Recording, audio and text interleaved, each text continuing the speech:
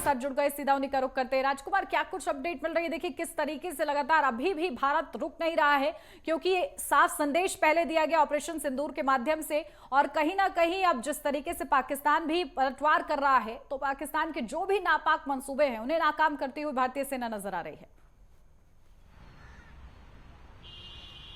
देखिए उन्नति, कल जिस तरीके से प्रेस कॉन्फ्रेंस हुई है उसमें विदेश सचिव ने बहुत सधे हुए शब्दों में अपनी बात को कहा और उन्होंने स्पष्ट तौर पे ये स्पष्ट किया कि भारत ने केवल आतंकी ठिकानों को नेस्तो नाबूद किया है। 9 स्थानों पर जो हमारी तरफ से, हिंदुस्तान की तरफ से, हिंदुस्तान की सेना की तरफ से जो कार्रवाई की गई, जो स्ट्राइक की गई, वो केवल उन स्थानों पर की गई जहां पे आतंकवाद को पोषित किया जा रहा था। और भारत सरकार ने बहुत स्पष्ट किया कि किसी भी सैन्य ठिकाने पर कोई कार्रवाई नहीं की गई है, लेकिन उसके बावजूद आतंकवाद को पोषित करता हुआ पाकिस्तान, कल रात को ये घटना हुई है और समय अभी मुकर्रर नहीं हुआ है, अभी समय का तो अंदाजा लगाना जो है वो मुश्किल है, इसकी कोई पुष्टि नहीं हुई है। लेकिन अमृतसर, जालंधर जैसे जो शहर हैं, तकरीबन 14 शहरों पर जो हमला था, उस हमले की कोशिश थी और उस तरीके के रॉकेट लॉन्चर जो है वो दागे गए। लेकिन भारत सरकार पहले से इस बात का अंदेशा था, क्योंकि निगरानी बहुत सटीक की गई थी और सुदर्शन 400 S-400 नाम दिया गया है उस वेपन को, जिस वेपन से इस हमले को नाकाम किया गया है। राजस्थान के बहुत सारे इलाके हैं, बाड़मेर का और जैसलमेर का जो इलाका है, उस इलाके में भी कोशिश की गई।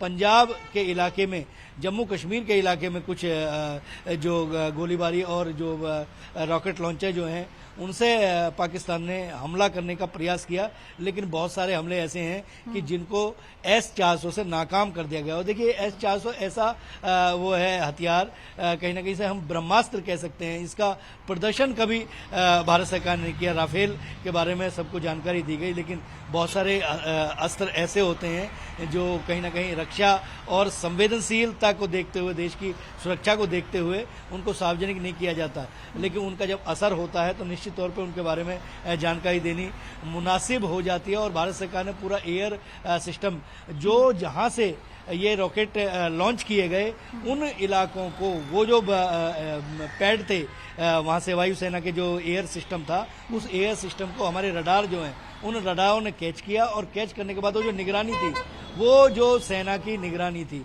उस निगरानी के बाद इस हमले को नाकाम कर दिया गया है। अभी सरकार, सेना की तरफ से या सरकार की तरफ से अभी हालांकि इस हमले की कोई पुष्टि नहीं हुई है, लेकिन ये जो युद्ध है, युद्ध जैसे हालात हैं, अब ये कहा जा सकता है कि पाकिस्तान अपनी कारगुजारियों पर बिल्कुल उतर चुका है और वो भारत को लगातार उकसा रहा है। ये कार्रवाई बचाव में की गई है, लेकिन आने वाला समय ऐसा है कि पाकिस्तान को नेस्तो नाबूद करने के लिए भारत सरकार बिल्कुल। राजकुमार, देखिए 15 ठिकानों पर बड़ी कार्रवाई की, यानी बड़े हमले की भी तैयारी पाकिस्तान बनाने वाला था, लेकिन उसे भी नाकाम कर दिया गया है। बड़ी सफलता है।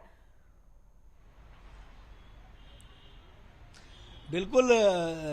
ये जो है, अगर इस मसले को और देखा जाए तो ये ऑपरेशन पूरी रात चला है। हमारी सेना जो है वो इतनी सतर्क है। कल जिस समय ये प्रेस कॉन्फ्रेंस हुई, उस प्रेस कॉन्फ्रेंस के बाद लगातार जो रक्षा सुरक्षा सलाहकार हैं वो प्रधानमंत्री नरेंद्र मोदी के लगातार टच में हैं, और तमाम जो सेना के जो अधिकारी हैं उन्होंने बिल्कुल पूरे तरीके से जो सिस्टम है, सारी इंटेलिजेंस जो है, उस इंटेलिजेंस से निगरानी हो रही थी।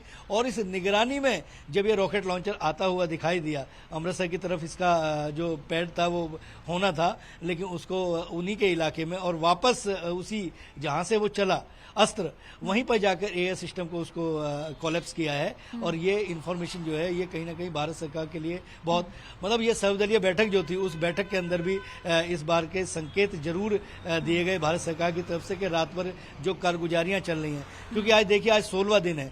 22 तारीख को वो घटना हुई थी, जिस घटना में 26 बेगुनाहों को मौत के घाट उतार दिया गया था, और उसके बाद तमाम जो सबूत थे वो सबूत इकट्ठा किए गए।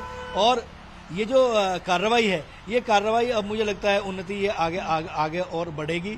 जिस तरीके से पाकिस्तान की तरफ से ये नाकाम कोशिश जो है की गई है, हिंदुस्तान की जो सेना है अब वो पूरी तरीके से सतर्क है और पूरा फ्री हैंड। कि अब पाकिस्तान की खैर नहीं है। बहुत शुक्रिया राजकुमार आपका तमाम जानकारी के लिए।